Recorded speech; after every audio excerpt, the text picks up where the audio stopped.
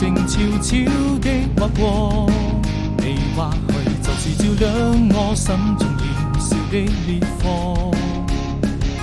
深深地愛着你，跨越了山河，寫下嶄榮歲月和那動人的歌。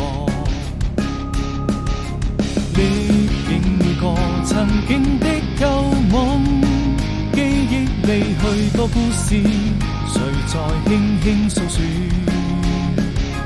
在蔚藍色天空綻放花朵，悠悠日的淚水輕輕地劃過，